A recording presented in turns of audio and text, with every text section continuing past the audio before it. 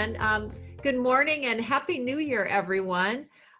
We're pleased to welcome you today to our flood recovery call here on January 14th. My name is Sharon Mortensen. I serve as President and CEO at Midland Area Community Foundation. And we're pleased to do these calls in connection with the long-term recovery group in Midland County. And our purpose is to educate the community about the work of the long-term recovery group. And today's topic is a timely one, your flood recovery donations at work. So we are very pleased to have you here to be talking about this. And we are looking forward to sharing, and we have two wonderful special guests today. We have Holly Miller, the President and CEO at United Way of Midland County, and Alicia Christie, the Director of Community Impact for Midland Area Community Foundation. And as you're aware, we've been doing these sessions since actually last fall. And the long-term recovery group is very much wanting to make sure that we communicate effectively with the community, let them know the work that's going on. And this has been one of the ways in which we're doing that. And some of our previous sessions have been talking about the long-term recovery group, how it's set up, and an overview of case management. I know we have some of our case managers on today with us. Also to talk about FEMA, and we had a presentation on that, to look at mental well-being, flood recovery for businesses, city and county housing codes, case management, and volunteering. And so these have all been ways for us to communicate and make sure that we share the great work that's going on here around the community. So today's session really ties into obviously the vital work of the long-term recovery group, and also Midland Area Community Foundation, as well as United Way of Midland County. We hold one of the two funds that are helping with flood recovery in our community, and then the other fund is held at United Way of Midland County. Just a couple logistics as we get started. The call is being recorded today, and you can post questions either in the chat, or you can also help with, at the end, we'll unmute and allow you to ask questions at that point in time. So we're really pleased again to have you all joining us today.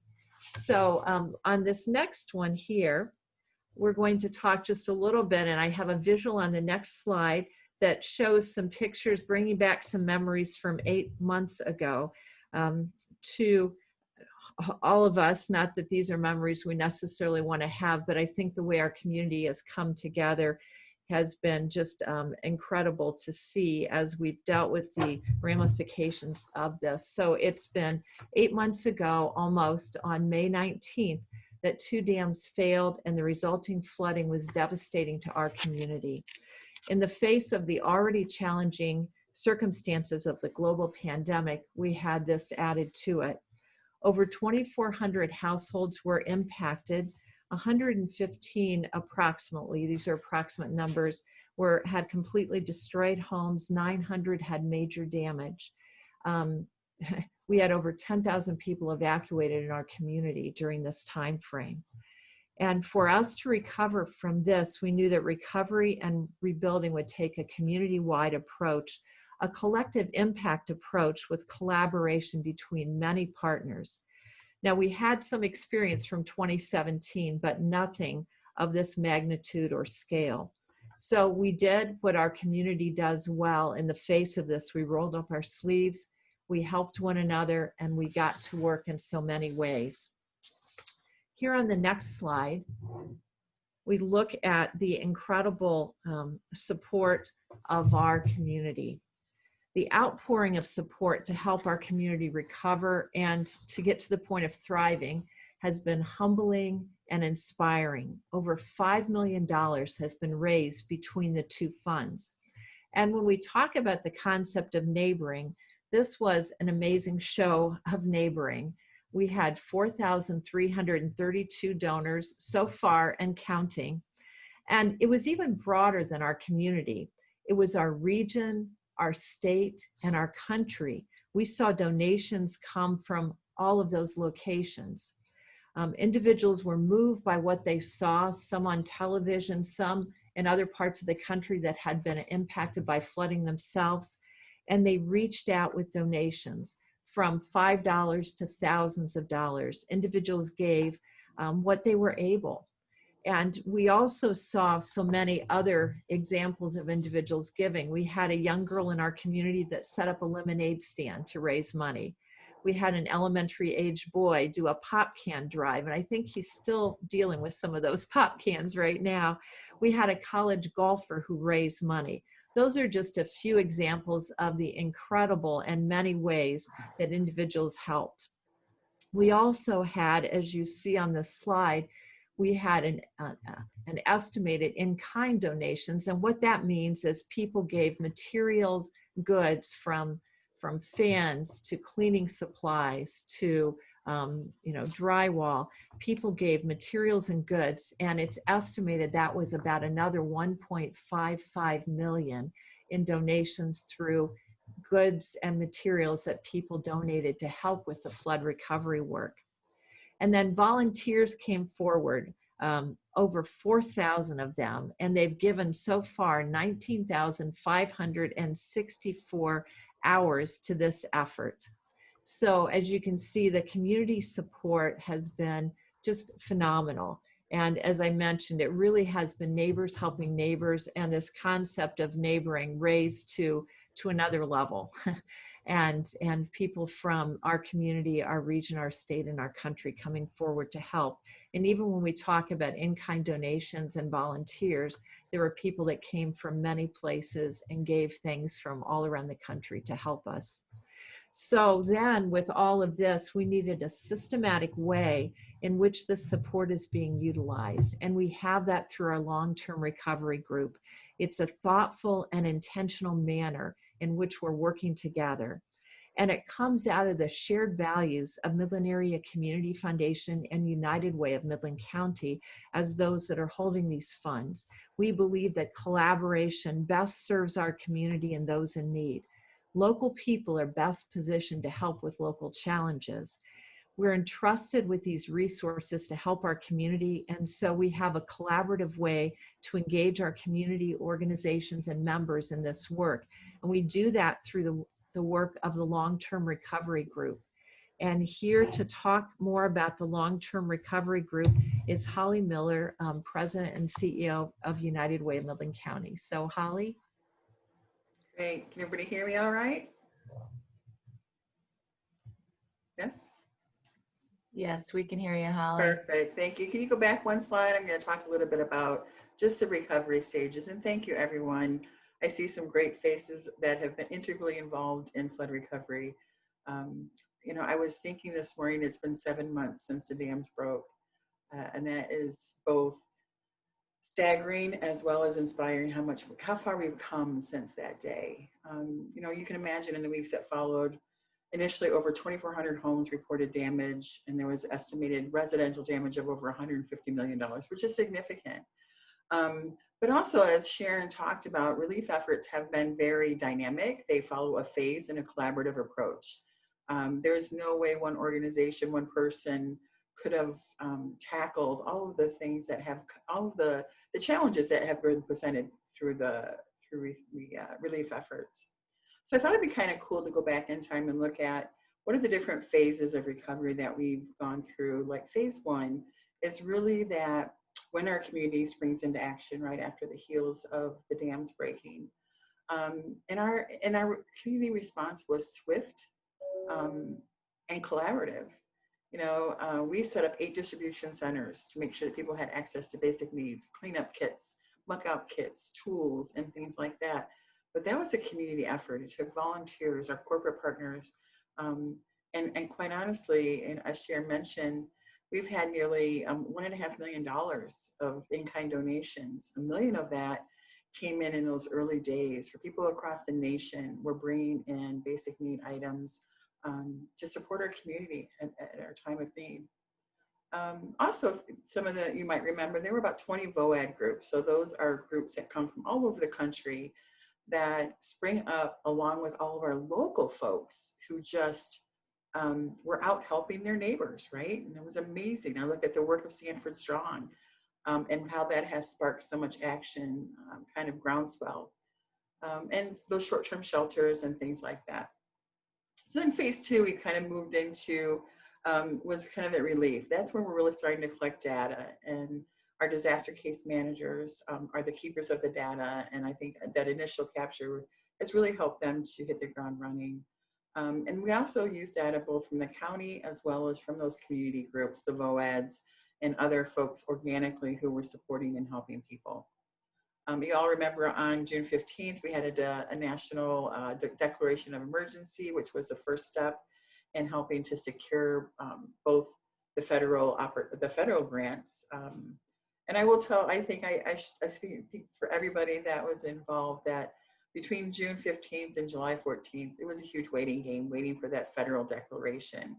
But that was really vitally important because that has allowed us to leverage federal dollars and really protect those local resources to meet those unmet needs. And to date, we already had $20 million in individual assistance and rental assistance invested through FEMA and through federal resources. Those are dollars we didn't have to spend locally. So now we're into kind of phase three, which is our long-term disaster recovery. And then I'll talk a little bit as Sharon kind of pitched it up. We can go to the next slide, Alicia.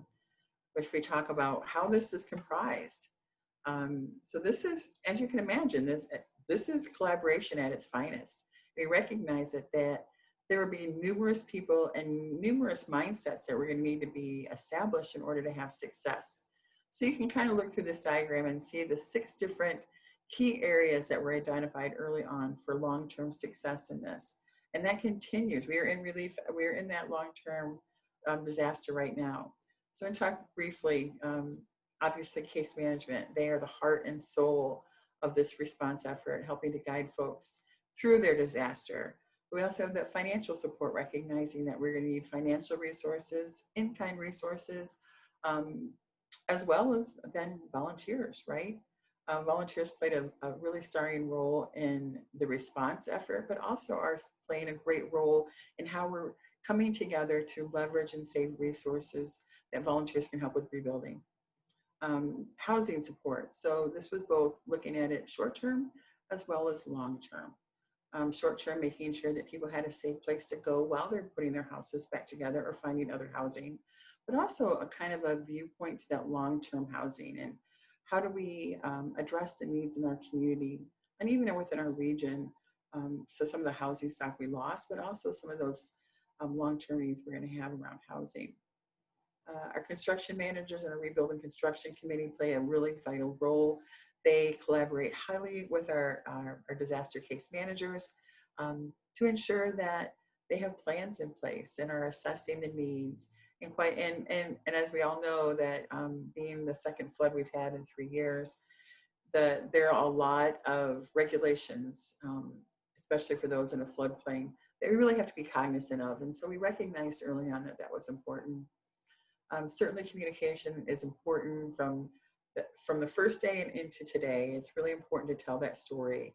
But I harken back to the early days where a lot of that was done door to door. We had internet outages throughout the county, and especially in some of the hardest hit areas. And so oftentimes word was being spread with social media, word of mouth, and even door to door. So the next slide, I want to talk just about how these are all integrated. You can see it's all about collaboration, and it's also about connection. And each is vital to the one is vital to the next. So, right, making sure we're meeting those basic needs. Case management, again, the heart and soul of long-term disaster recovery efforts, to kind of be that ambassador and that advocate for folks in our community. But then recognizing that construction management plays a vital role in how we leverage dollars and how we work smart and ensure we're putting people in the best position. Volunteers, again, are walking alongside to leverage and make sure we're allocating dollars efficiently and effectively and having the biggest impact. And then obviously within the finance realm, how do we deploy those resources to meet those unmet needs of so many people? And there's just been so many great, I think Sharon's talked a lot about volunteerism. It's humbling to think about the 20,000 hours of volunteer efforts that have been invested on top of a pandemic, which really complicates volunteers being able to get out and about yet our community continues to rise. Even one of the examples was some innovation around the appliance sale with Whirlpool and leveraging, nearly $500,000 in in-kind donations for those impacted by the flood as well. So a lot has happened in 7 months, and we still have a lot of work ahead of us, but it's really been a collaborative process, and one that, while it has challenges every day, continues to be inspiring to see the change taking place for the people impacted. Thanks, Holly. I appreciate you sharing that. Sharon, did you have anything you want to add before I transition? No, not at all. Please go right ahead. Okay. And both of you stay tuned because I might be calling on you throughout the talk here. But hi, everybody. As Sharon mentioned at the beginning of the call, my name is Alicia, and I work with the Midland Area Community Foundation. And specifically, I have the honor of being part of the community impact team at the Community Foundation. And so the last 7, almost 8 months, I have been able to be a very small part of this long-term flood recovery, disaster recovery process. And specifically, I have been involved in that financial support committee. That is one of those 6 subcommittees that Sharon and Holly just recapped about. And so I think Holly, Sharon, and if Nancy, who's my counterpart at United Way, were here, I think we can all say pretty confidently that one of the most frequented questions we receive is, hey, what's happening with those donations? How are those donations being utilized into the community to meet unmet needs of people? And so we wanted to take our January Zoom call and just spend a few moments with you sharing a little bit about the process of what it looks like to deploy and steward funds into the community. And then just provide some high-level overview of some stats that we don't want to bombard anyone with way too much information than will ever be useful, but we want people to feel that they have a practical awareness of what's happening within long-term disaster recovery, and specifically from that financial support piece. So before I hop in and just kind of share that overview, I really want to encourage, if you have a question, please put that in the chat, take yourself off mute and ask. I'm talking to a PowerPoint screen right now, so it's always helpful if someone has a question or just wants more clarification on something. It helps just make sure that this is applicable to people listening. And on the call, in addition to Sharon and Holly, I see case managers, I see some other people who play active roles in this long-term disaster recovery process. So please feel free to speak up, share, add in any information that would be pertinent. And so before, again, we get into it too much from a process standpoint, I wanted to take a few moments just for the Community Foundation and for United Way to share a little bit of a quick synopsis of each of our funds, because while there's a lot of alignment between the two, we also want to make sure people know that, you know, these philanthropic dollars that have been raised are being utilized in a really strategic and impactful manner. And so I'm just going to give a few moments of overview on Community Foundation, and then Holly, I'm going to pitch it over to you to share a little bit about the United Way Fund. So Sharon and I, as we were back in May, having a lot of conversations around what do these relief dollars look like? How do we utilize them in the most impactful way to support ongoing and unknown needs of the community? Our approach was a bit of a two-pronged approach. This idea that we can't do anything unless we really put an emphasis on the infrastructure development within our community. So we wanted to make sure that the initial funds raised were dispersed towards the infrastructure components that would set up a long-term disaster recovery process in the most streamlined manner.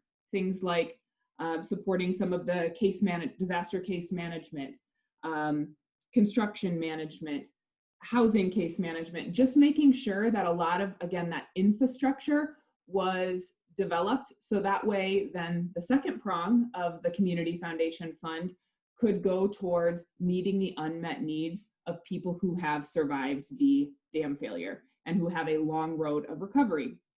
And so we wanted to utilize, again, that infrastructure piece and that individual needs support within the deployment or the stewarding of the donations that were accrued within the Community Foundation. And so Holly, if you wanted to just share a little bit on behalf of the United Way, I would appreciate that. Yeah, sorry, I wanted to make sure I unmuted. That's always my Achilles heel. Yeah, so similarly, right, the Rise Together Fund was really designed to help meet those financial and human needs of those most vulnerable citizens that were impacted by the flood. So providing financial assistance specifically for those unmet needs of flood victims, ensuring basic needs, during the initial parts of the initial flooding, enhance basic needs investments, right, to ensure. So some of the partnerships that we've worked with using the funding so graciously invested in us is to help with housing stabilization for those that are impacted, as well as being really nimble, like in the well recovery. There are many people who, during kind of an unintended consequences, was the loss of water and wells that went dry because of the change in the aquifers. And so kind of had an early intervention working with our partner at Home to Stay to ensure that need could be met quickly, because for many, that was kind of the one thing that was keeping them from being back in their home. But yes, again, the strength is in collaboration. We recognize that we have great trust in the process and in our disaster case managers, who are certainly the ambassadors, and rely on them to work boots on ground with the folks that are working towards their own recovery. Thank you, Holly. Appreciate that. Yeah, and so before we get into, again, that nuts and bolts of, what is the Financial Support Committee, demystify that for us. I wanted to just, I guess, stay on this slide for a moment and really give honor to the fact that the Financial Support Committee only exists because of all of the other moving parts within long-term recovery. And Sharon and Holly both touched on that. But again, because I sit very closely aligned to the financial support group, I just feel this constant need to make sure we're beating that drum, that really we are only a byproduct of all of the work that is simultaneously happening on disaster recovery. And so I just think it's super important that we, I guess, continue to give awareness and bring awareness to that component. And specifically, Holly, thank you for mentioning just the case management that we have within our community, our team of disaster case managers. They are the Financial Support Committee's lifeline. And I don't say that lightly, to really the broad work of disaster recovery process.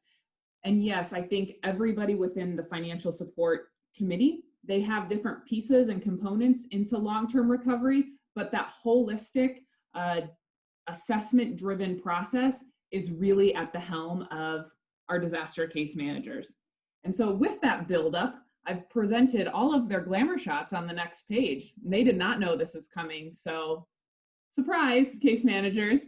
But this is your Midland County team of disaster case managers, and there are 4 of them, but they are mighty. And so I think that it's really important, again, that we just recognize that, and I'm going to get into it a little bit as we talk about the process, but our disaster case managers are the ones that are out in the field. They are in the community. They are in homes of people that have survived the flood, really making sure that assessment and equitable process is given to our community as we recover, and as we ultimately review financial support requests or funding requests to be able to deploy financial resource to unmet needs.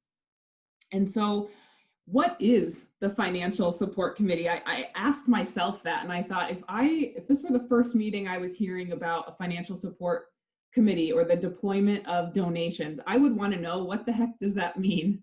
And so I wanted to take just a moment and just provide you a basic overview or representation of what that one subcommittee of the 6 total subcommittees, this one of financial support, what that actually looks like. And so the Financial Support Committee is co-chaired. It's co-chaired by the United Way of Midland County, and specifically my counterpart at United Way, Nancy Money. She's not able to be here today, but she's definitely with me in spirit as we prepared for this. And then also the Midland Area Community Foundation. And ultimately what that means is we're just in the back making sure that we are having a collective impact model. We are utilizing our community voice within that committee and really making sure that we are reviewing and driving a value-based process, as Sharon mentioned during her introduction. However, the co-chair component is definitely a minimized role when you look at the total collective committee representation that the Financial Support Committee has. Because again, without the knowledge and the expertise in which various community organizations represent, we would not be able to have the sound discussion and dialogue that takes place. Because the Community Foundation and United Way, we're not representative of the greater whole. And so within our Financial Support Committee, we have people that represent several different human service organizations that represent the housing component of our community. We have people that represent the faith community, the county and the village, and we have our disaster case management team. And through that, there's about 15 people that meet weekly to review financial requests that are coming through to be able to support the long-term recovery process of people who are in their recovery process as an individual or within their family unit.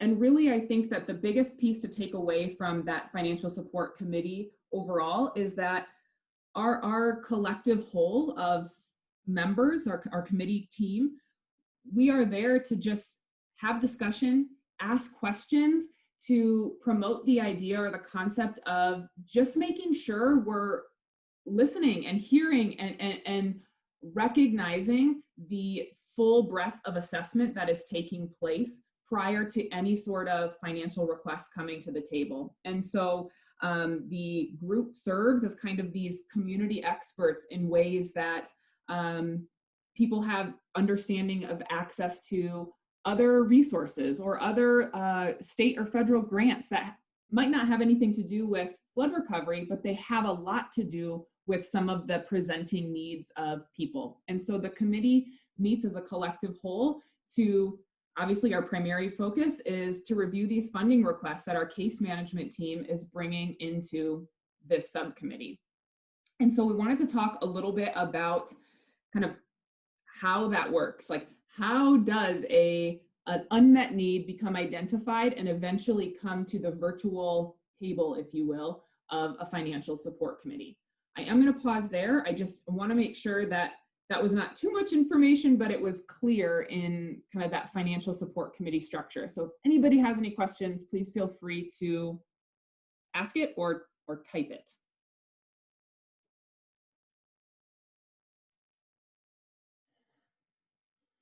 Alrighty, hearing none, I'm going to move forward, but again, don't hesitate if something percolates. So how does referrals work? How does our community, how does our funding support committee identify and be able to review and ultimately approve financial requests that come to the table? And again, not to overstate this, but our disaster case management team is truly the lifeline between the two. And so we wanted to just take a moment and let all of the people on this call, and just, we say this a lot, that our disaster case management team is set up to receive referrals from anyone in the community. It does not have to be a formal referral process. They encourage people who have experienced flood destruction and devastation to give them a call and to talk and to start the process of determining what a person's unmet needs might be, to where case management can then step in with their assessment piece and their social emotional support piece.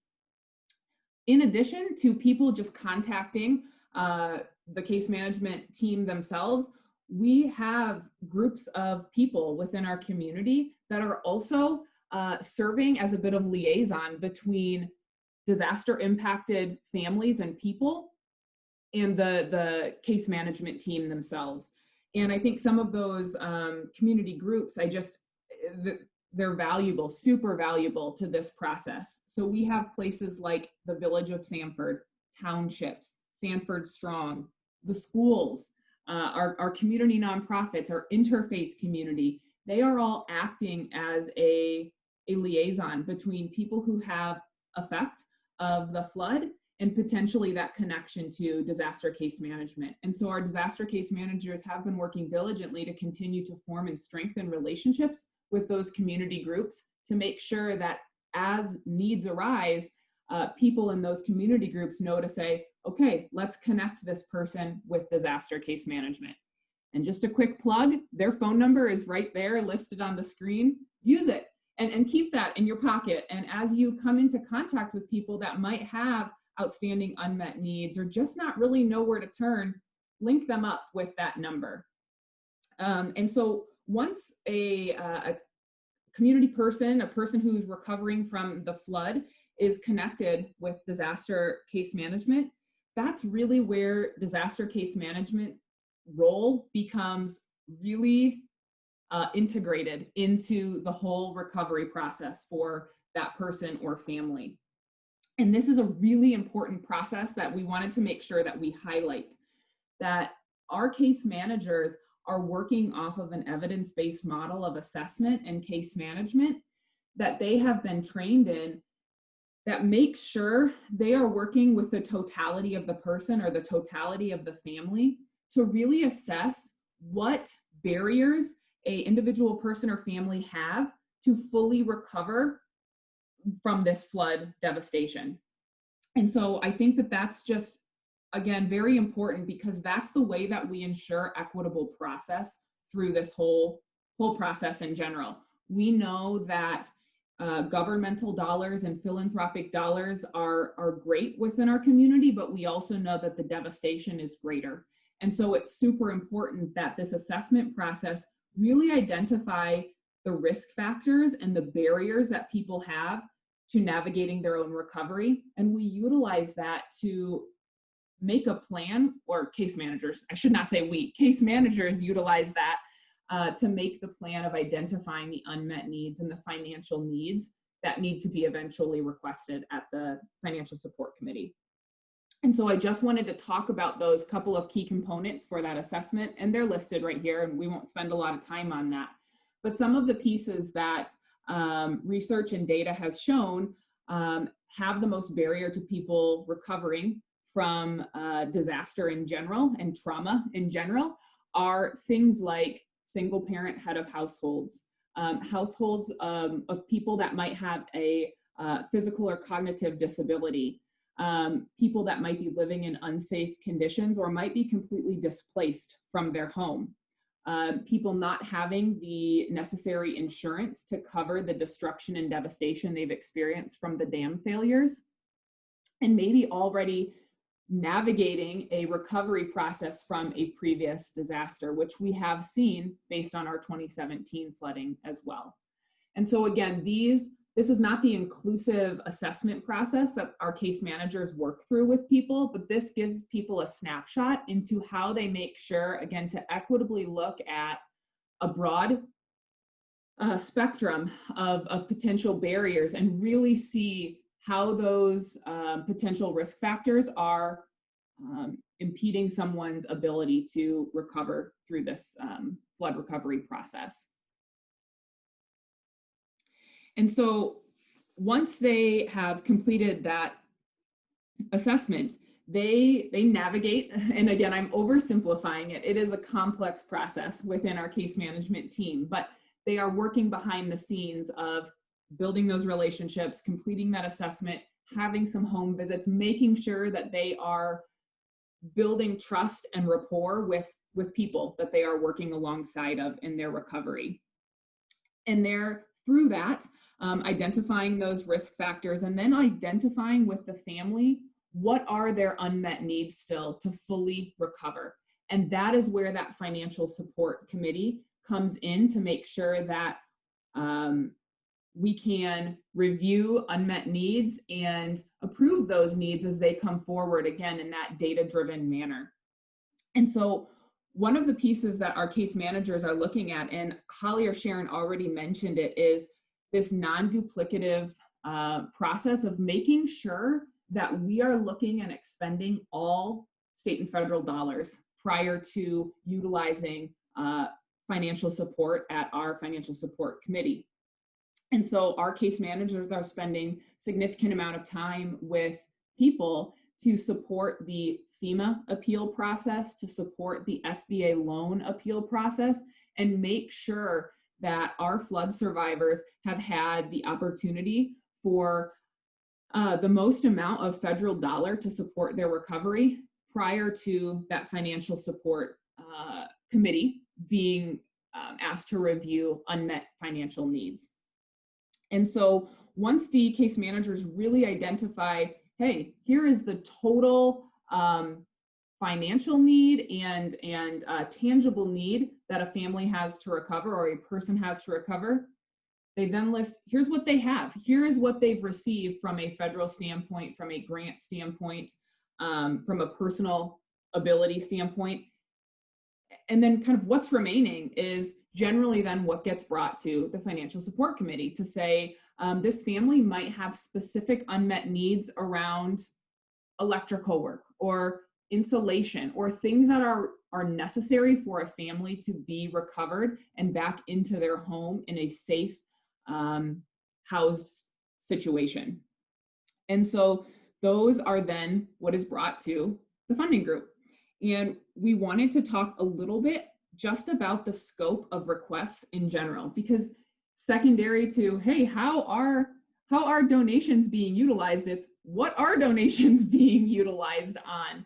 And so we wanted to just spend a few minutes not to confuse anything or be nebulous about anything, but the scope is large. The scope is diverse, and really the needs and the requests that are coming forward to the financial support committee vary individually based on every person or family's identified unmet needs. And so we have seen the scope of requests run the gamut from requests for family who needs clothes and gift cards for just basic personal needs to be able to kind of move forward in their recovery. That might be the totality of a request that is brought to the financial support committee.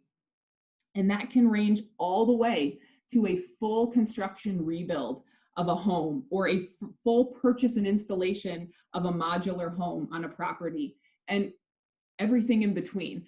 And so I say that with just kind of, again, giving onus that every person's recovery is individual, and really it's based on people's individual experiences and the barriers in which they are facing through their recovery process. And so that is, I think, why the scope of requests can be so different, but all very, very needed and very impactful for whoever is in the situation that they have an unmet need to request funding for.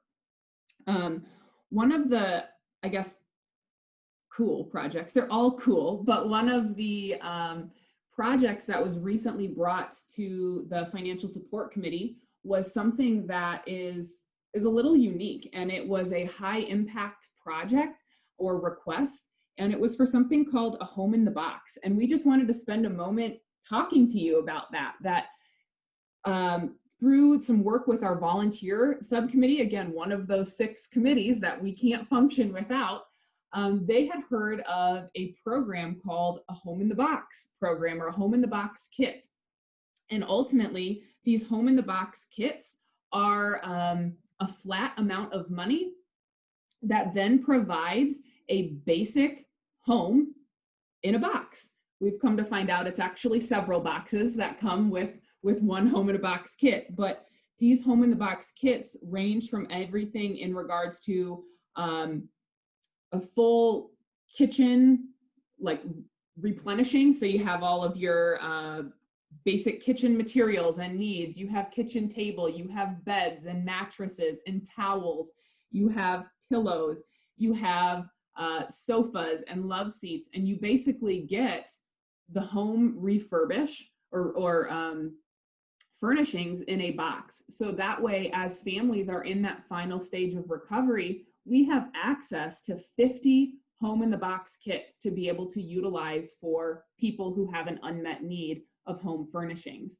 And I think that this is just a really neat one to highlight, because it does show, again, that the initial idea did not come from Financial Support Committee, was heard about and brought to the volunteer committee, which then connected with our case managers to talk about how do we make sure that we build a system that when we go and request these 50 boxes, we have an assessment process to allocate those boxes and make sure that we can get them to people who have that actual need. So we're meeting people's real needs with those real tangible solutions, if you will. And so to date, of those 50, we have allocated 7 of them. And I say we, that is not me, that is our case management team through their assessment process. And they have 3 that are pending. And so while that feels like, oh, that's only, a total of 10, it is. And so we have access to be able to utilize those additional 40 on families and needs as they arise through the assessment process. So we just wanted to take a moment to highlight that one, because that's a broad impact, but high level impact to a lot of people who are currently in flood recovery. All righty. All right, and then my last piece of things for this morning is just to provide some high level statistics. We want to make sure people walk away with not only having a contextual understanding of what the Financial Support Committee is, but also what they're doing on a week-to-week basis, because I think that that's important as well. And so a lot of the statistics that I'm going to share with you today came at the full assistance of our disaster case managers. And so I just think, again, to highlight that, to show that none of these committees and groups are working in individual silos. It has to be through that collaboration and partnership of things. And so from the case management team, they have, since July of 2020, that's really when they started to come into the community and really have a working practical knowledge and process of disaster case management. They have opened 125 cases. And ultimately that means they've worked with 125 families from a case management perspective. 30 of those cases have already been completed and closed at this point.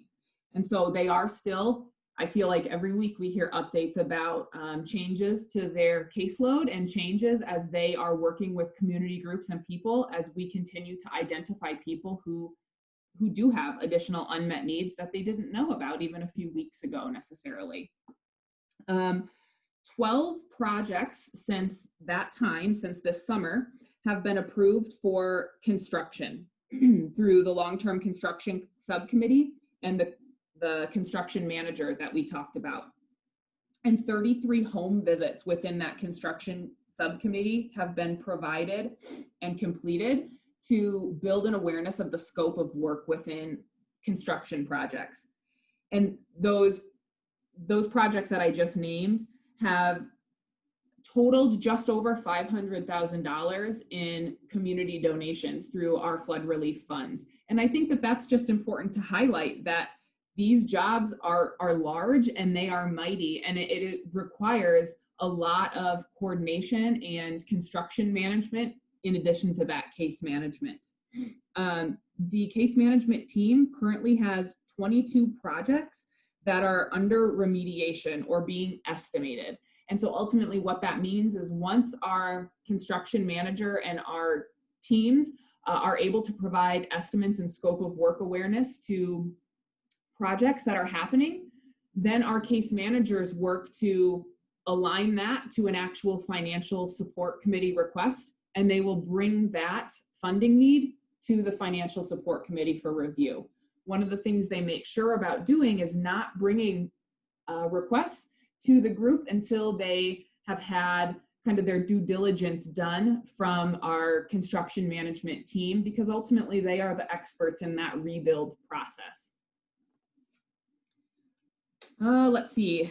They also noted they have 2 active rebuild projects in collaboration with Habitat for Humanity, and that's a partnership with United Way as well. And they have 3 projects for that collaboration with Habitat for Humanity in the planning phase, as well as those 2 active rebuilds.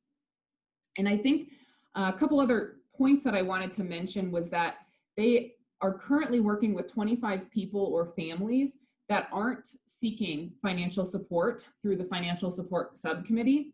They really are aligned to case management for the ability to have support in their FEMA and SBA appeals. And I just wanted to highlight that because I think it's super commendable that that work is happening, and that appeal process can be long and can be tiring and can be very repetitive. But the amount of advocacy that our case management team is putting into those 25 people and families is really important, because that's bringing in additional federal dollars to support long-term recovery process for people who are still in the throes of their own recovery. To date, there has been a total of 35 requests since mid-September that has come to the Financial Support Committee, because it did take a few weeks, just shy of a few months actually, to really get our process up and running, and for case managers to really have a contextual understanding of what the needs were within our community. And so as a financial support committee, we really started reviewing consistent financial requests on a weekly basis right around mid-September. And we have been active since that time. And since that time, just shy of $1 million in total funding has been committed to the recovery process at that financial support committee. And again, I think that that's just important, because that's things that are bigger than just, I shouldn't say bigger, that are broader than just construction rebuild. It can run that gamut, or that scope of work can be super broad. And that's really what's bringing us to that $1 million mark, is all of the needs, not only the construction rebuild, but the other needs that people have to get back into their home, things like furnaces, HVAC systems, those types of things. And then I think just a couple of other pieces, when I was talking with the case managers, they also, I found it important to, I guess, just reiterate to all of you that our case management team, they're also working with a lot of one-off cases or situations that you can't necessarily categorize into a bucket of need, as opposed to, again, highlighting that recovery process is really individualized to people and to their a family's own ability that they have to recover through the barriers that they might be experiencing. And so just a couple other interesting pieces and things that we've had the opportunity to approve at the Financial Support Committee is accessing a client with a seawall restoration. That was unique. That was a one-off thing, but it was something that was preventing recovery for a client. And so therefore we reviewed that. Another situation was a client had lost all of their equipment, their exercise equipment, for a child that had a diagnosis of cerebral palsy. And in order to be able to make sure that that child was having full ability to prioritize their health and their own needs in order to get back into the home, they had to come to the request and say, hey, come to the Financial Support Committee and say, hey, this is that need. And so our group was able to look at, these requests in a holistic manner that are one-off in nature, but also critical to the recovery process and to getting people back into their homes to be able to experience recovery. And so that is just a bit of those high-level statistics that I had wanted to share with you. And then I did want to share, just in closure, a story that one of the case managers shared with me and said that it was okay if I shared with all of you. And again, I think these are things that our group, I don't think we take for granted, but we get to hear about them every week at the Financial Support Committee and through our long-term disaster recovery. We get to talk about these stories of hope and stories of joy that even through devastation and hardship have risen, and be able to highlight them to kind of keep us moving in that right direction. And so I just wanted to share one of the types of stories that we do talk about. And so this one is a client from Sanford. She was an older adult, and she was lives with a physical and cognitive disability. She was displaced and living on the couch of friends, and did not necessarily have a safe, consistent home of her own based on the devastation that she had from the flood. Initially, her thought was that case management could help with the FEMA appeals and the appeal for the SBA loan, or the application for the SBA loan. And through that process, they were successful in obtaining additional appeal dollars, which supports that federal dollar coming in to support recovery.